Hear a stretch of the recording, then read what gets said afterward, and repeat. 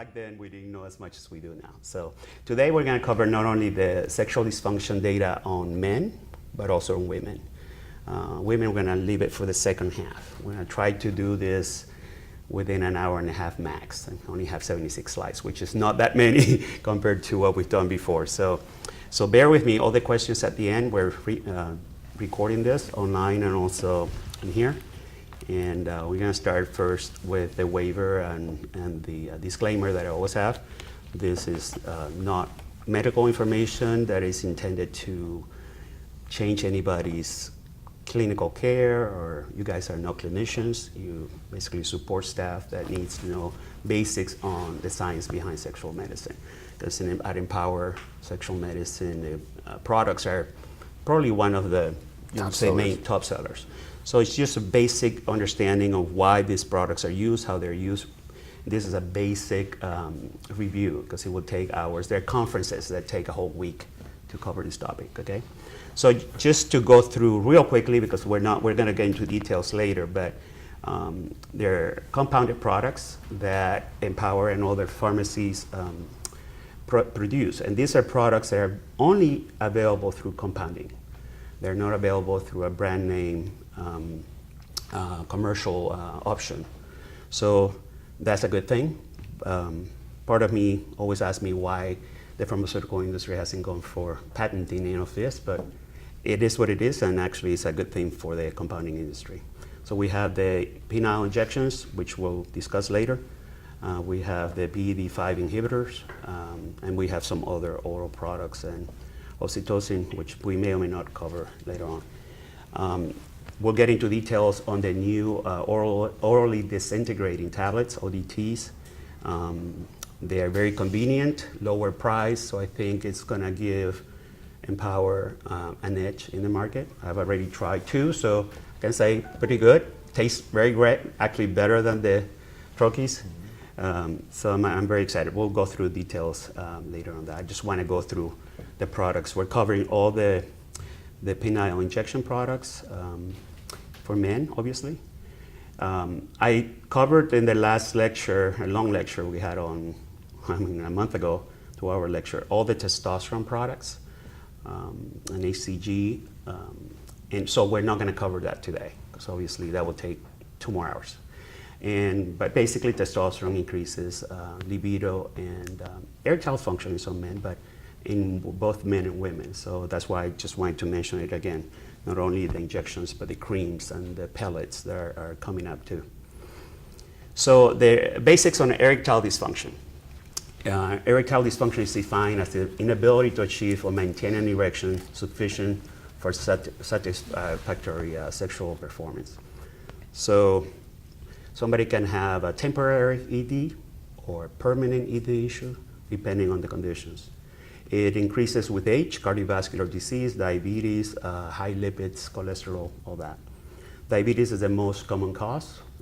Over 60% of diabetic men have this problem. People that smoke, people that don't exercise, and obesity also have a higher risk. And it's also strongly correlated with depressive symptoms. And the U.S. pharmaceutical industry for treatment of erectile dysfunction is worth over $6 billion. And that was 2015 data, so it's probably a lot more now. The prevalence of erectile dysfunction. It's very hard to get good data on this. There have only been 2 or 3 cohorts that reviewed mostly older men with different health conditions. So this incidence may or may not be 100% right, but the Massachusetts male aging study was one of the cohorts that actually looked at the incidence of erectile dysfunction among different age groups. And obviously as people got older, men got older, they had more ED. And you see in those 2 grays and 1 white are the degrees of erectile dysfunction.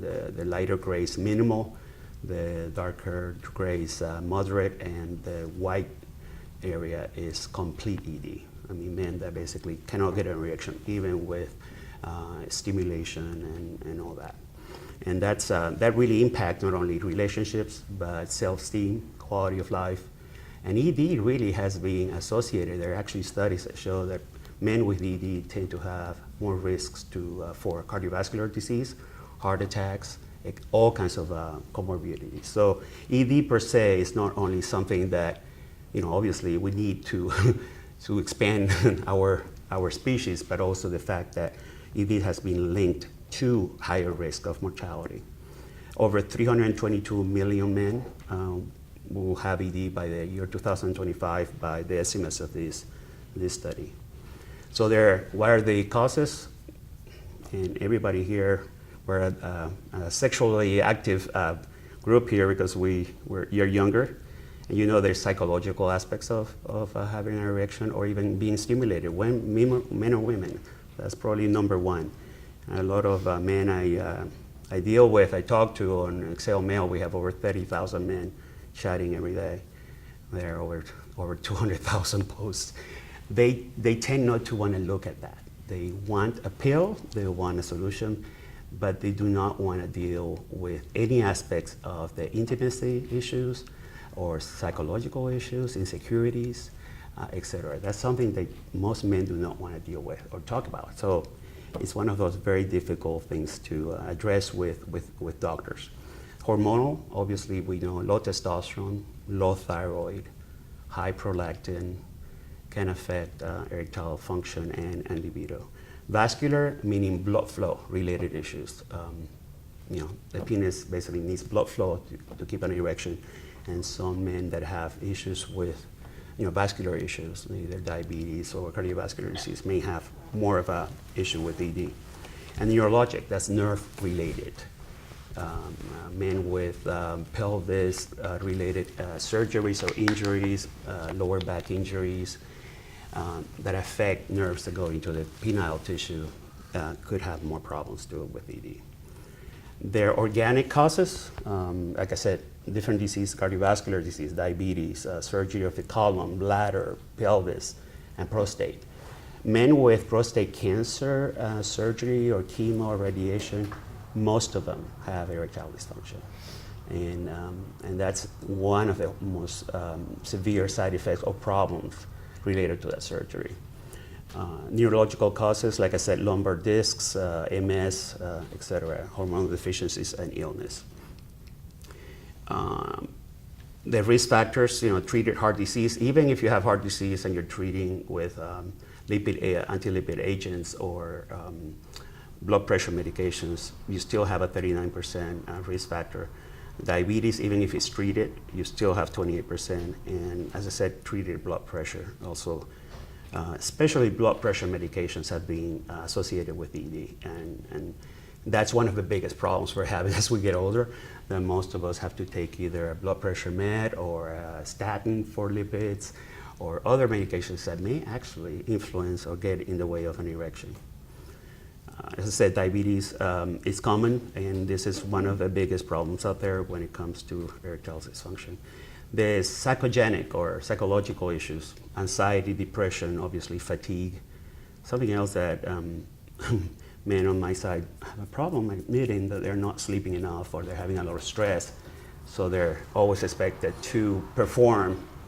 Obviously, their partners are, their wives are also tired too, so that fatigue is definitely a big issue when it comes to not only sex drive. So we're talking about two different things always, and we tend to combine them when we say sexual dysfunction. Sexual dysfunction could be related to low sex drive and also erectile dysfunction. So some men, especially when they get on testosterone, may have a better sex drive, but they're still having ED. Or some younger men may have good erections, but they have sex drive issues. So when we talk about sexual dysfunction, we're not only talking about one thing, okay? We're talking about different, and the same thing with women when it comes to drive. Guilt, stress, problems in the relationship, obviously, excessive alcohol use, use of street drugs. And how do we know, especially for men that are having problems with erectile dysfunction, whether or not it's psychological or organic, meaning illness related? When it's psychogenic, it could happen all of a sudden. It could be situational, depending on what situation you're in, what kind of sex partner you have, whether or not you're stimulated or turned on. But if you have nighttime, like normal waking or nighttime erections, especially at the end of a sleep cycle, then you probably don't have organic ED. There's a psychogenic issue there, because that really is a main indicator of healthy erectile function. When a man has an erection either through dreaming, or men complain sometimes, or not complain, and they go to the bathroom to pee around 4 or 5, and they may have an erection, then that's actually healthy, and that's a good indicator that organically, physically, there's not a problem, even if they cannot get an erection when they're trying to have sex with their partners. That's more of a situational or psychogenic related issue.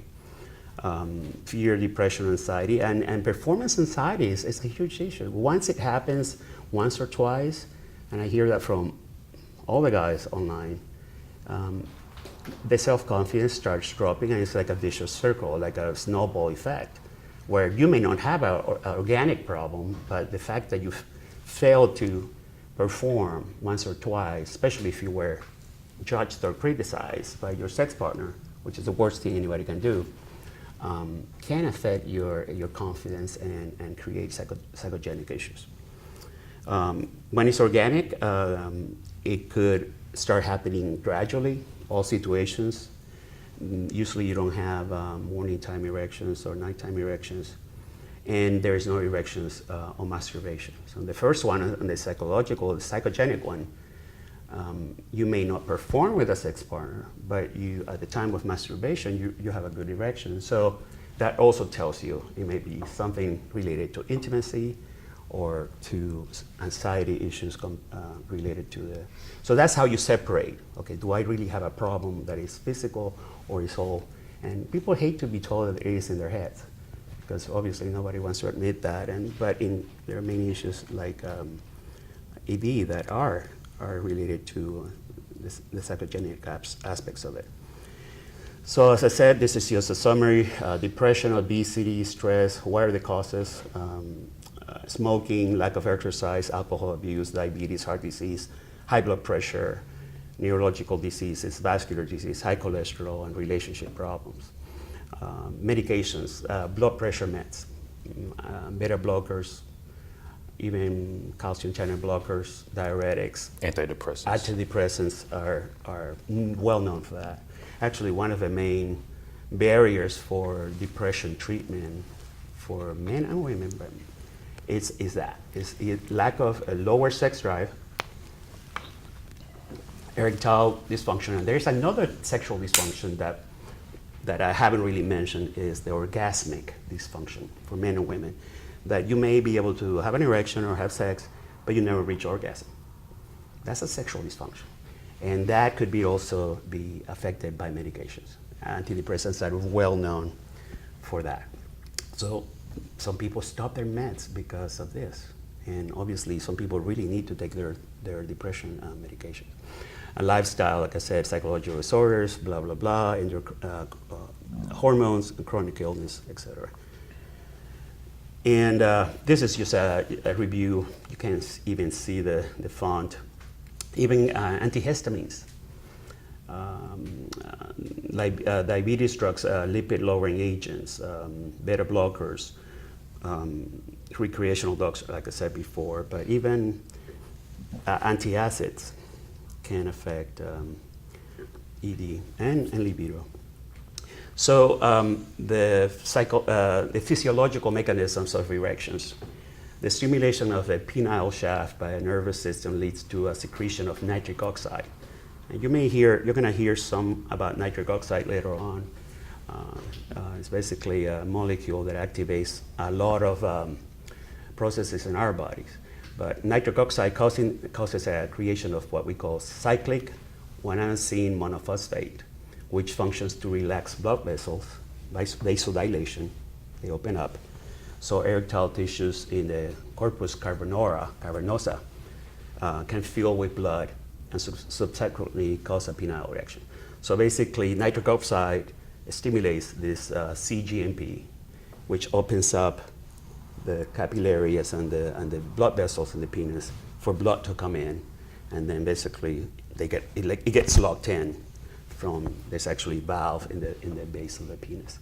So these PDE5 inhibitors, which are including obviously Viagra, Cialis, vardenafil, and Stendra, inhibit an enzyme called PDE5, which is present in the penis that functions to destroy this GMP. This GMP enzyme that actually opens up the blood vessels, there's a PDE5 enzyme that tries to block it, tries to break it. So pharmaceutical industry came up with ways to inhibit that enzyme so that GMP is free to do its job, okay? So that's how it happened. And Viagra was really discovered as an ED drug by accident. So we'll talk a little bit about that too. When it comes to desire, libido, there are all kinds of factors involved too. So, and this is something that also we deal with online with all the guys discussing their problems. And it's usually sleep related, if you have lack of sleep or bad sleep habits, diabetes, high blood pressure, all the different things that I mentioned before when it comes to erectile function also can affect sex drive. But as I said, especially in the case of testosterone replacement, I see it a lot, especially in older men, not men that are in the younger, under 35. I see that they have high expectations for both increasing their libido and their erectile function.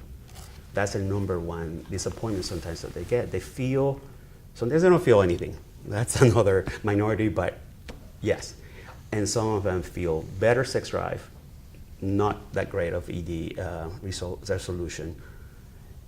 And very few, the younger ones, have obviously all the benefits. So this is something we deal with in the field, the expectations to have testosterone especially do both. So a lot of men in the field, a lot of accounts that you guys deal with, the doctors are prescribing testosterone plus a low dose PDE5 inhibitor daily to synergize, do actually not only the libido side of the process, but also the erectile function side. And libido is very hard to talk about because libido is cyclic. All of us, healthy or not, young or old, we go through cycles. Nature goes through cycles. Women, men go through cycles. So some people sometimes get confused. They expect to have libido, great libido, all the time. Well, that's another, maybe when you're young, maybe if you're under 25, I remember those days. But those days soon leave, and you get really disappointed. But the lack of acceptance that I see out there is horrible. I mean, most of the guys on XL Male are over 35. There are 30,000 of them, and they really expect to be high performers, not only at work, but in the bedroom constantly. And that really, they ignore the fact that we go through cycles. There are people that tend to be light sensitive. When wintertime they feel like not having much sex, then summer comes. It is cyclic, and nobody can really explain. It's a nature thing. I mean, I'm sure we have reasons, organic issues, why that happens, but libido is cyclic, and it has nothing sometimes to do with anything but the fact that it's part of nature. So erectile dysfunction became hotter in the past since the 90s, but before then there was very little to give a man. When I was your age, there was nothing. I'm 60. I remember the days. There was no Viagra, there was no Trimix, there was no anything. And especially if you went out and drank a lot of alcohol, and you end up, and then you knew it was going to be some trouble. And there was nothing, no pre-treatment. I remind all the younger people now, younger men, it's like, don't complain. This is our amazing world right now. We have a lot of ways to prepare and pre-treat and be ready. I mean, and thank God, I mean, the world has changed. So anyways, in the 1930s, this Dr. Brinkley started experimenting using testicles from goats to implant them to treat impotence. The effect was a placebo effect. From what I hear, there was obviously no. Some men swore by it, but it was really placebo effect. In 1948, Master and Johnson, I don't know if you've ever seen or heard about this couple, married couple of researchers, wrote a book called Sexual Behavior in the Human Male, and then they wrote another one, Sexual Behavior in the Human Female, and that really, for the first time, brought to the world discussions about this topic, which was taboo for thousands of years, as you well know. So in the 70s, it was general belief that the majority of erectile dysfunction was psychological in nature. And obviously, that was the focus, therapy and sex therapy. Back then was only the main treatment was penile vacuum pumps, which basically I'll show a picture. That's about all I'm going to do. Because there is really they're falling off grace, although they're still used out there, but it's basically a pump to engorge the penis and then put like a constriction ring to block in the blood that is sucking through it. So that was the only treatment back then, and obviously not very effective, and it could actually be hurtful and damage penile tissue. 1973, this company called American Medical Devices developed the first inflatable implant, penile implant, 1973. So that opened up that business, that side of business, and now there are 2 or 3 companies that actually have several models, and it is the last stage for some men that have tried everything and they're still having issues, and there's some of those, especially older men, prostate cancer survivors, etc., that just get tired of trying things. They say, listen, I'm just gonna have an implant, press a little button in my testicles and get saline to fill it up and get an erection. And I'm part of a group that shares a lot online because I'm really interested on how people deal with that, and they seem to be very effective. And some insurance companies are paying for that. In 1980, the injections, the penile injections, were the first one. The first single agent one was developed. So yeah, so we're starting to see a little bit of that. Although I have to say, I was in the 80s. I never heard of this, even in the 90s. So it was really kind of not a very popular prescription back then. In the early 90s, Yohimbe came out. That's something I tried because it was really hot online back when the internet started in 94, 95. It worked a little bit. It's more of a stimulant from a bark of a tree, but it increases blood pressure a lot, and it really worked probably 30% of the time. So, but I remember those days where Yohimbe was the thing because we didn't have anything else. Okay, in '99, that's when Pfizer introduced Viagra. It was by mistake, by random luck. And they were treating people, men with angina, and they were reporting that they were having erections. That was a side effect of the drug. It was not intended to be for erections, so obviously it made Pfizer millions of dollars to introduce it as a billions. Billions, and opened up. Really, '99. That's when the discussion started happening in the whole world about erections, erectile function. Even testosterone, the discussion about testosterone got stronger too. So the industry basically exploded. And obviously the 2000s, and that's one of the reasons we're here at Empower, because the demand is so large, especially for compounded products that are a lot cheaper and have different formulations that are not available out there.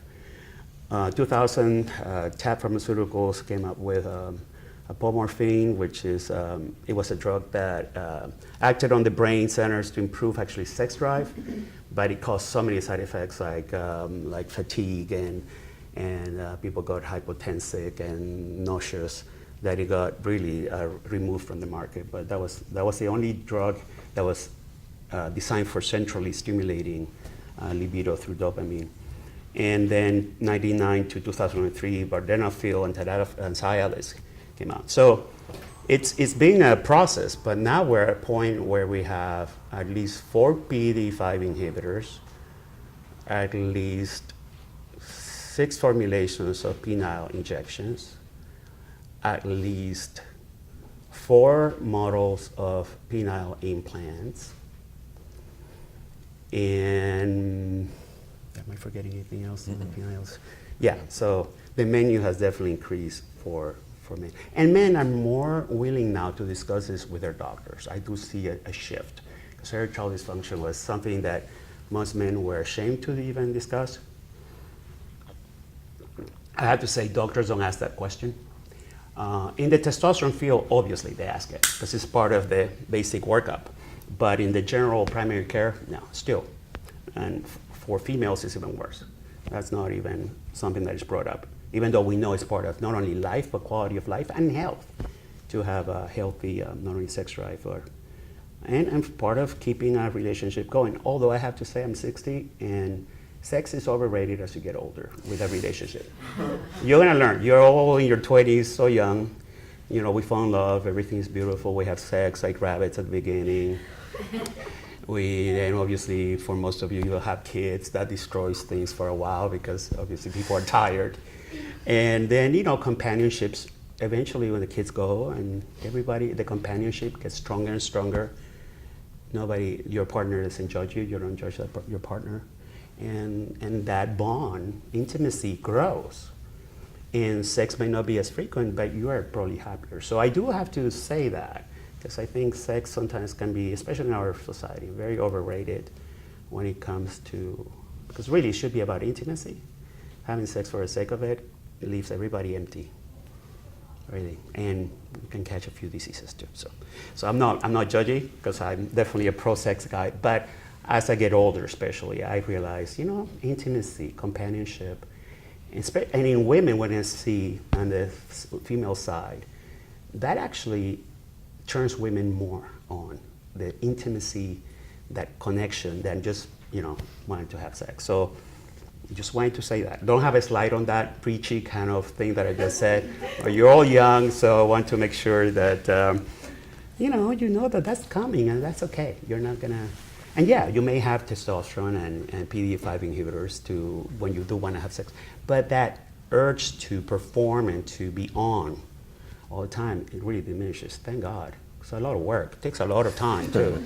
Anyways, so there's also this product I forgot, which is not really fun, is a suppository, a little tiny pellet that men can put in their urethra, called Muse, which didn't sell much, and it's not that effective. Same ingredients as Trimix. Prostadil. Yeah. One single combo dose. Single dose. So, Caverjet is. I'll talk about Caverjet. It's really the only real injectable out there that is pharma grade brand name. Some insurance companies pay for it, so some guys are using it, even though it's not as effective as Trimix. The vacuum constriction device, the implants, and sex therapy. Sex therapy is something most men or even women don't reach out to. So there are urologists here in town that have sex therapists in their team because they give somebody testosterone, PDE5 inhibitors, and there's still issues there that are related mostly about anxiety, performance anxiety, and all that. So we're going to talk about basics on the PDE5 inhibitors. And as I said, Viagra was discovered as a side effect, basically, of angina study. And the molecules actually looks a lot like GMP, that enzyme I told you about, and it has obviously the effect on the PDE5. What is a PDE5 inhibitor? Oh, that's your. Let me. That's you had a little bit of a voiceover. So let me go back to where we were here. The class of drugs that are now available as an ODT. This is the only medication type that is available in the ODT dosage form at Empower Pharmacy at this time. PDE5 inhibitors are commonly prescribed to treat erectile dysfunction in men. The way they work is by increasing the amount of a compound called cGMP. Okay. See, he's a much better speaker than me. That's why I have him here as a security blanket in case I forget something. Let's move on. So sorry about the busy table, but actually this is one of my most important tables, and you'll get a copy of the slides. We're actually going to put this video in an internal server. Asad I haven't told him, but he's going to help. And also the slide, the PowerPoint, PDF, and all that. So, but this is basically a table that compares Viagra, Levitra, Cialis, and Stendra. The type, obviously, they're all PDE5 inhibitors. The dose range for each one, peak time when it works. It takes Viagra like 1 hour. Levitra supposedly a little shorter, but not much. I mean, companies tend to push that, like, oh, mine works a little faster, or you don't need to have an empty stomach. You know, that's another thing. Cialis also can be used at very low doses daily or as needed. Where did that come up? Okay, there you go. So, yeah, this is a better table. And the only one that stays longer than 24 hours is Cialis. It stays in your system for at least 36. So it can work. They call it the weekend drug because you take it on Friday, by Sunday you're still performing. But it has also side effects. All of them have side effects like sinus congestion, heartburn. Cialis has lower back pain that most guys don't know about until they read it online. Spasmic. I have all the side effects. I get all of them except for vardenafil, Levitra, which I get from ODT from Empower. Everything else. Cialis it's got the most severe side effects, and also it leaves your body. It takes a long time for it to get out of your body, so your side effects are going to last a lot longer. But it is becoming the most popular one because it has a long half-life, and some guys want to be prepared, not on Friday but also Saturday and Sunday. So it's and it also has been approved for enlarged prostate, for BPH, benign prostatic hyperplasia, at a lower dose, 10 milligrams a day. So that actually makes it possible for insurance companies to pay once the urologist, justifies it. So that's the only thing about Cialis, that it has an advantage because it has 2 indications, and it also has a longer half-life. But as I said, the sinus congestions, red eyes, flushed face, heartburn. The only one that that doesn't really require an empty stomach is Cialis. Every other drug, if you have a full stomach, not only it takes a lot longer to kick in, but the efficacy is lower. So I think I covered everything else. Yeah. And these are just brand name prices. They're expensive. That's all I can say. Even the generic Viagra now, it's a lot more expensive, like almost 5 times or 10 times the price that Empower provides. So cost really is a driving force here. Unfortunately, I have to say, because I've seen it, I know the patient population really well because I've been working with them for 20 years. A lot of them don't know that you can get all these medications through compounding. And a lot of them don't know that the cash price is so low that they can afford it. Because Viagra, as of today, still is $55 a pill. That costs what, $5 here? $5 here. It's the same thing. It's not covered by insurance anymore. And it's not covered by insurance. So, and some men tend to access some of these medications through websites in India, or which the government is, from what I hear last week from a press release, they're going to crack down on shipments from other countries. But the price difference is huge. So that's really a driving force. And we still have to educate men. I do constantly. My job really online is not only educating, but really letting men know about, and women, I do have 20% of my audience is female, know about their options as consumers. And also how to talk to the doctors about compounding. So what happens, a lot of doctors are like, I'm not gonna, compounding pharmacy, they're not safe, or I don't know, they're not FDA approved, when in fact we know all these ingredients are FDA approved. So the educational aspect of how do you talk to your doctor about the fact that there are cheaper options, yes, your insurance, the fact that insurance doesn't get in the way, because some doctors don't want to deal with insurance anymore, and the fact is that you're going to save a lot of money. because I think this is a lot of patient-driven market. This market is not only the doctors getting informed, but the patients are asking and demanding. And that's how I see my role when it comes to trimix, squat mix, PD5 inhibitors, et cetera, and testosterone. The OTT formulations, that's a new thing. I don't know why they're moving. They're moving. You put them on a timer. That's a new formulation in Empower. It comes in this, you can see, okay, this little pretty box. I ordered the first one 2 weeks ago. Nicely packed, very thin. They dissolve under the tongue. You don't need to even have water with it. Tastes great. It tastes better than the troches. It basically tastes like mint. Why am I moving? This is probably, we have it on a timer on this one because this is in Jason's. And they can actually be cut out. They have a quad groove there, which is really helpful if people want to do low dose. And they don't melt in transit like troches do, and and artificial dye. So, and also they're cheaper. So I am trying to educate men about this. They don't know. They don't know about this option at all. This is new. Basically launched it a couple months ago. Yeah, and so it's definitely something we need to raise awareness about. They dissolve faster. They're, like I said, they don't need additional water, less expensive. And there's some PK data that actually shows that peaks are actually higher in ODT products. We have all of them except vanafenil, right? Everything else.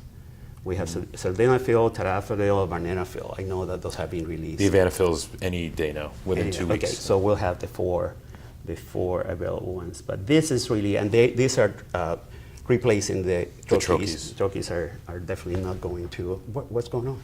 Just crashed. Okay, so the troches are going to be probably phased out in a few months. Maybe, maybe not. Depends on demand. For PD5, sure, and troches we'll keep for hormones and other things. Okay. Yeah, the flavor is different, so it's a lot better. Okay, are we, all right. Sorry about that, guys. Yeah, there we go, coming soon, 250. And as you can tell, the milligram dose is different because the drug requires a certain amount of milligrams. They're all not the same. So, but tadalafil, which is Cialis, 25 milligrams, a lot of guys are taking 5 to 10 milligrams, so they can cut it and actually not only save money, but extend the use of the product. The lowest price PD5 products that we have now, and they're actually replacing the troches. They're cheaper than troches. They are. Yeah, so that's a good thing. These are cost per dose. Not going to get into that, but really, I mean, you can go as low as $1.38 per dose. So that's definitely something most patients can afford. Blister packets, 3 sheets per box. It's a very pretty professional packaging. So ODT is a dissolving tablet. It's rapidly dissolved, melts away, doesn't have a flavor. Unlike the troches, I could deal with them, but it wasn't something I wanted to keep under my tongue for too long. So it really got a little bitter. So I'm glad to see this improvement. Contraindications, PD5. Keep crashing over here. Okay. It's the audio. So we'll just keep it like this. Yeah, PD5 inhibitor contraindications. Who should be not prescribed, or doctors should be very careful about prescribing? Men or women, well, we're going to talk about women too, with very low blood pressure, because they can lower blood pressure. People taking organic nitrates for cardiovascular disease. Organic nitrates are definitely the biggest issue because it can have interactions on blood pressure, lowering blood pressure too much, and people can faint and become hypotensic. Organic nitrates. If somebody has really big heart problems, they should have a stress test. Although the data on that is iffy about whether or not somebody had a heart attack or two can take Cialis or any of the PD5 inhibitors. In HIV, we have a drug called Norvir, which is a booster. It increases blood levels of all medications by slowing down the liver metabolism. And basically, Norvir can increase PD5 blood levels by 20 times. So obviously, the side effects are a lot worse, but people with HIV are told cut the dose by a fourth because of this drug called Norvir in HIV. There are a lot of boosters out there. Norvir is not the only booster. I'm not going to go through this. It's basically what I said before, the compounded PD inhibitors and their cost advantage. Oh, this is copy.